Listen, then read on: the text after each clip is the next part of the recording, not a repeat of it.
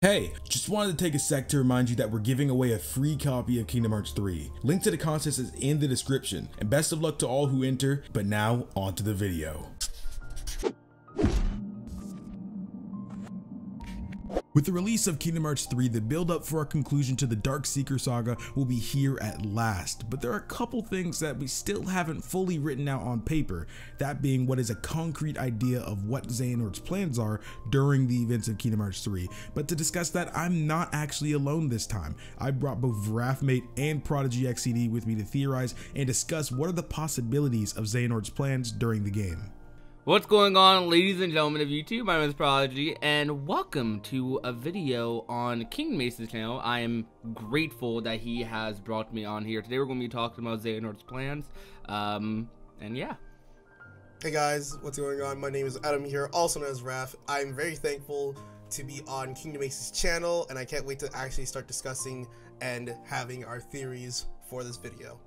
So, with Xehanort's plans in Kingdom Hearts 3, he has a lot of plans that lead into one, ultimate plan. He's trying to reignite the Keyblade War with the 7 Guardians of Light and 13 Seekers of Darkness. Now, that is not as many as we, of course, know with Key, where there was literally thousands of different Keyblade wielders fighting each other. This time around, though, it seems to be a little bit more less Keyblade wielders, but all of them are probably just as powerful as thousands of them. Going along with that, though, it seems like we don't know exactly what he wants to do. From what we know, he wants to unlock Kingdom Hearts. He wants to have Kingdom Hearts be revealed to us, which we do know the real Kingdom Hearts will be revealed to us in Kingdom Hearts 3. He also wants the Keyblade as well, which is what he tried to do with Vanitas and Ventus in Birth by Sleep, which ultimately failed. But this time around, he's gathering 13 pieces of darkness and the Seekers of Darkness and these 7 Guardians of Light that we're going to be seeing in Kingdom Hearts 3. Not all of them have been revealed to us. Some we know about, a lot we're kind of iffy on. So we're going to see how that plays out in KH3 as well. Me personally, though, I feel like one big plan that Xehanort might have in Kingdom Hearts 3, there's some theories going around that Scala Kylum is Kingdom Hearts. That's what's inside of Kingdom Hearts. Xehanort said at the end of the final battle trailer, this was once a seat of power for all Keyblade wielders. Maybe that's exactly what that is. Or maybe Xehanort is trying to achieve what he said he wanted to achieve in the Xehanort reports, a balance of darkness and light.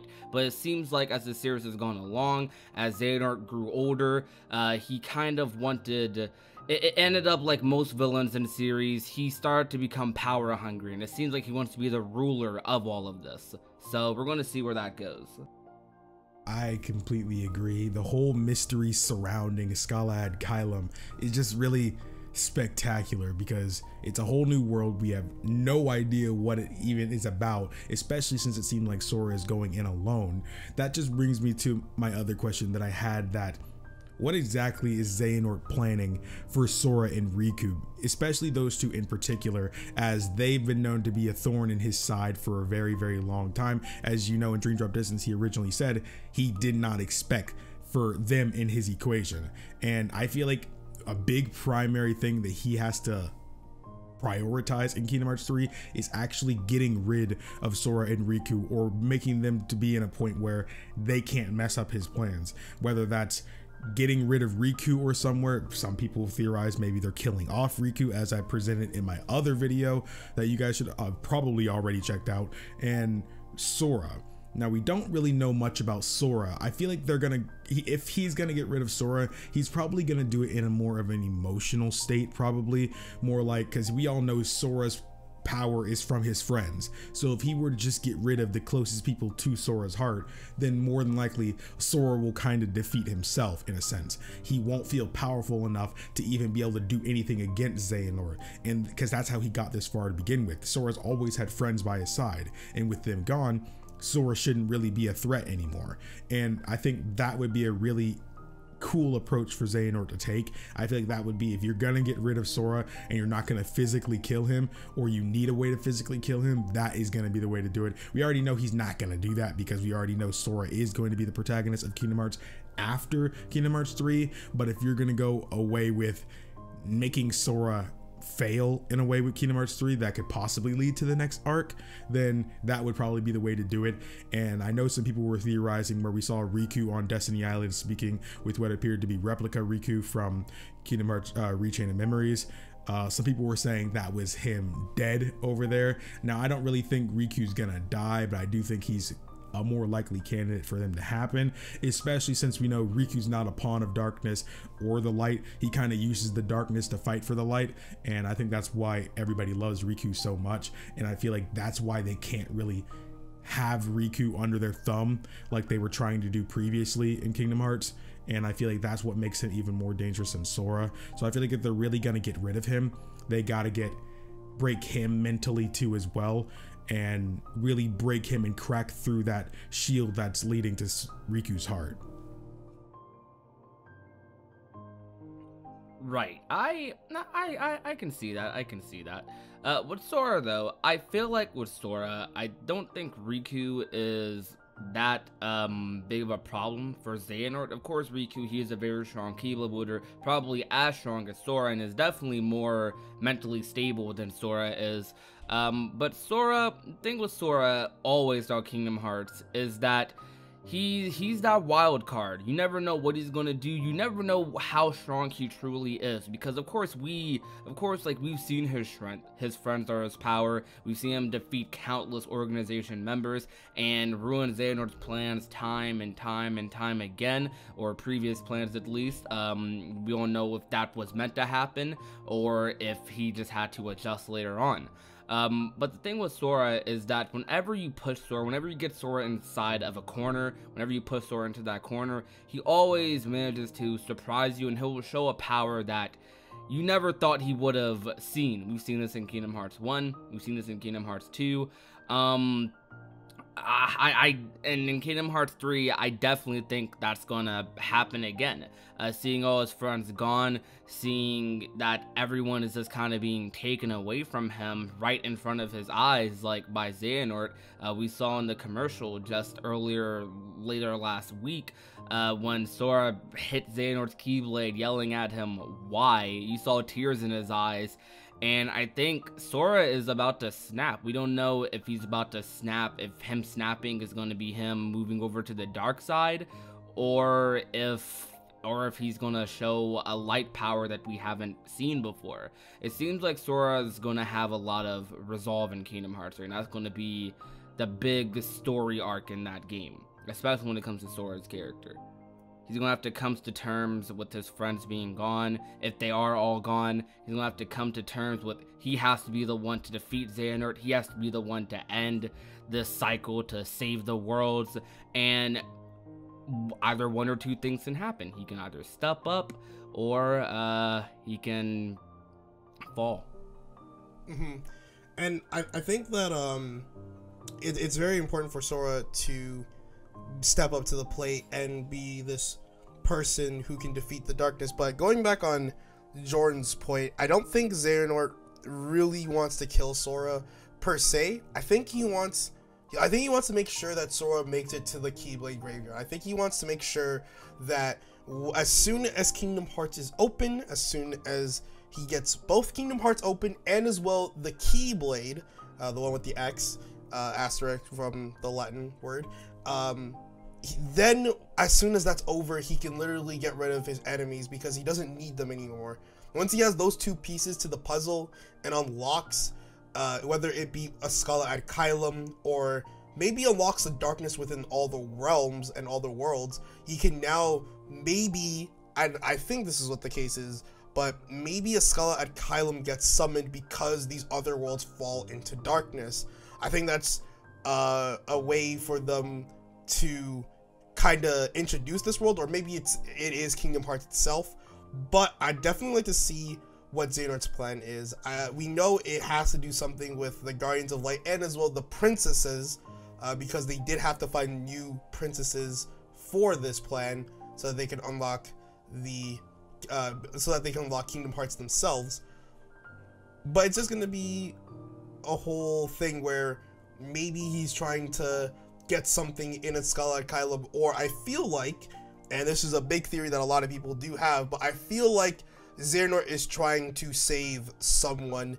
Maybe it's his original person, maybe I think he might be trying to get to his original host body himself, because we do know that Xehanort is somewhat, in some way, being manipulated by some sort of dark entity. Maybe the real person behind all this is really in its Skull Kylum, and the only way to access that is to get to the darkness of all these worlds and go back to this world and go back to his original body so that he can set out a plan that will destroy everything or something like that.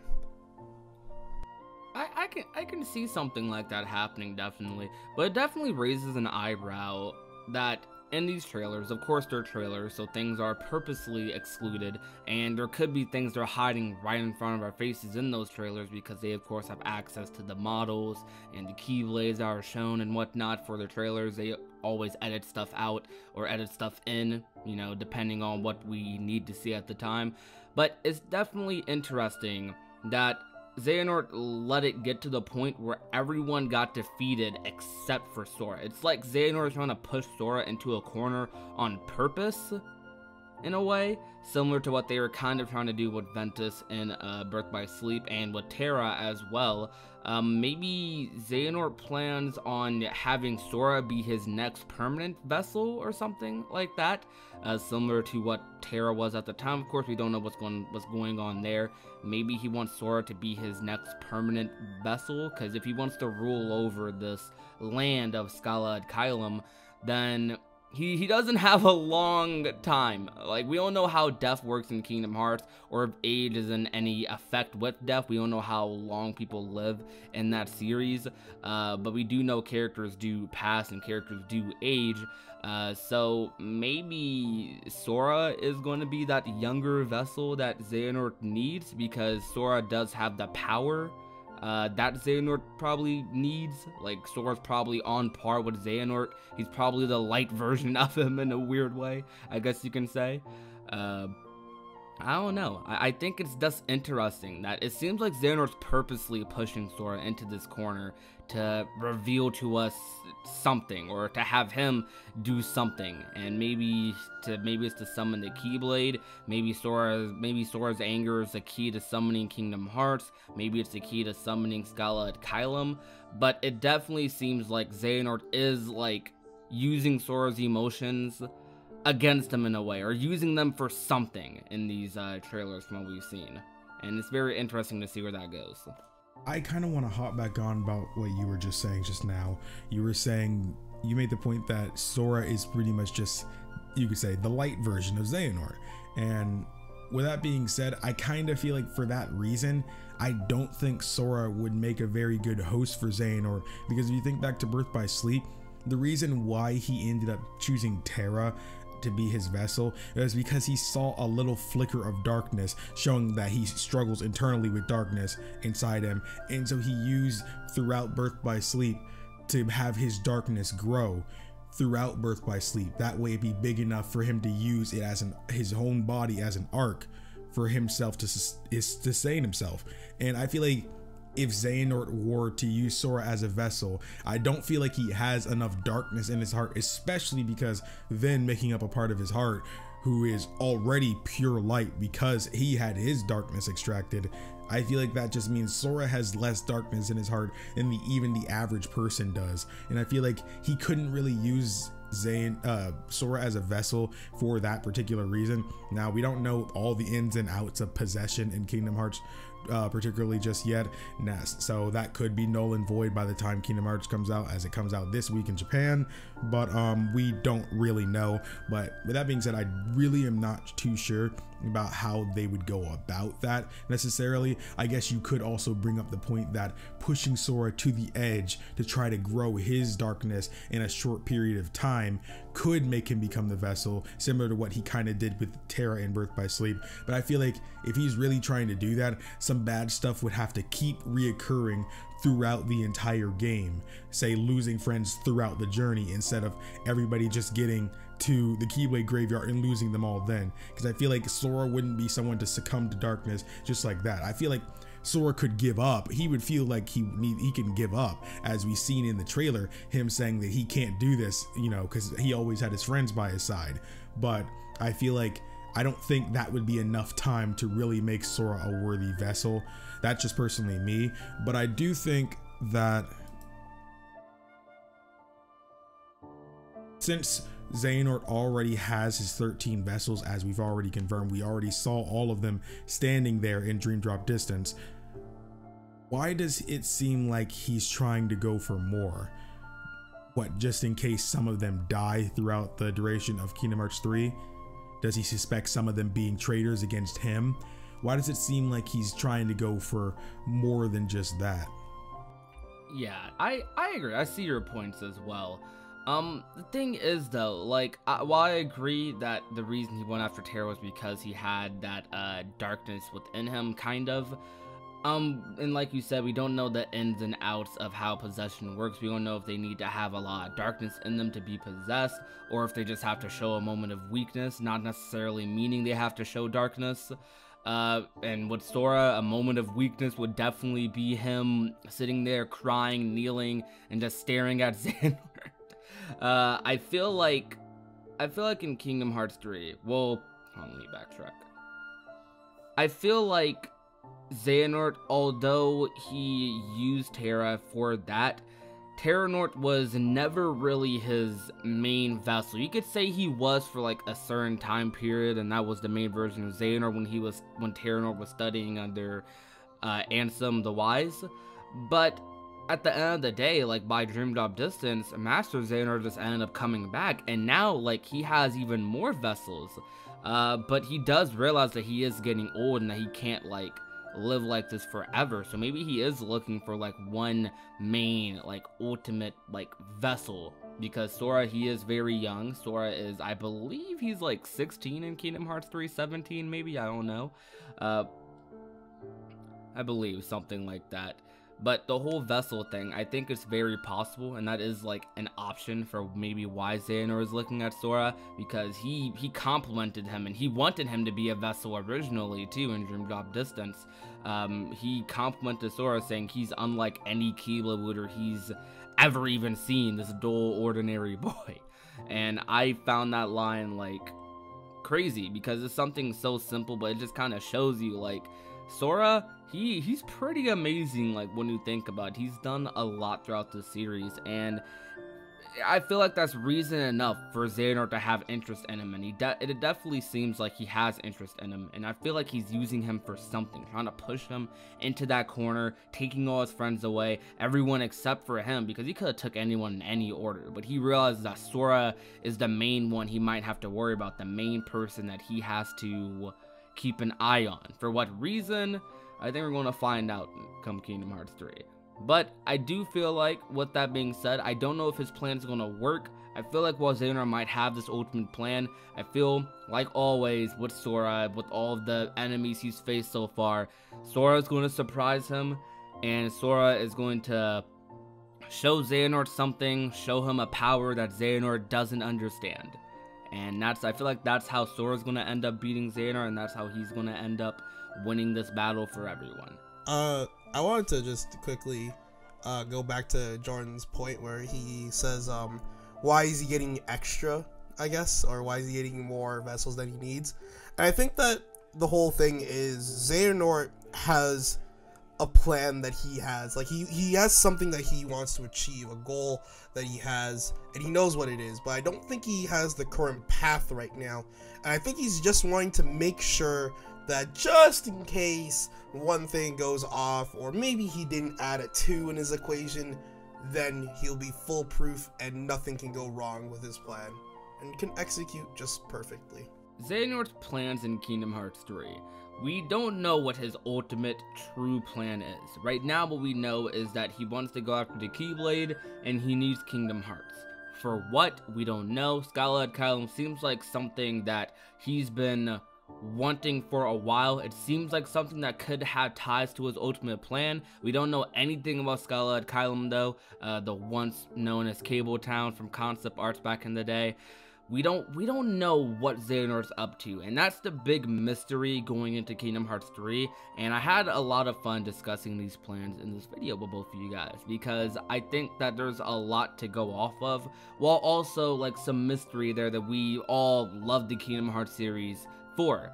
Kingdom Hearts 3 will be the finale to Xehanort's saga. We don't know if that means Xehanort's going to die, or if Xehanort just won't be the main protagonist anymore, but this is going to be the finale to Xehanort's story, the Dark Seeker saga, these Seekers of Darkness. Like, this is going to be the end of that, so we should get all our answers, honestly, like within the next week, and that's crazy to think about. Wow. Yeah, so I wanted to just re-emphasize that everything in this video, as it was really informal, it was everything just being speculation. At this point, Kingdom Hearts 3 isn't out yet. I know somebody is going to come back after the release of Kingdom Hearts 3 and just laugh at us for how wrong we are, but at the end of the day, the game isn't out yet for us.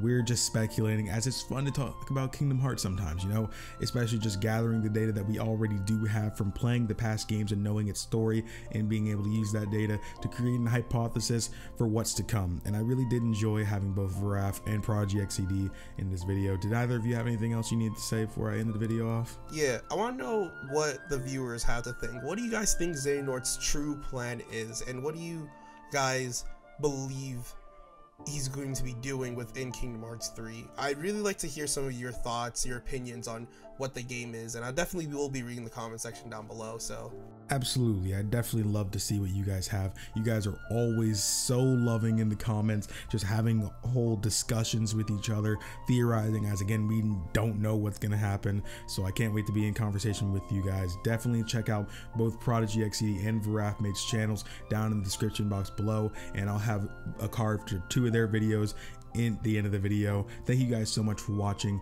My name is KingdomAce, and remember, my loyal knights, to always fly skyward.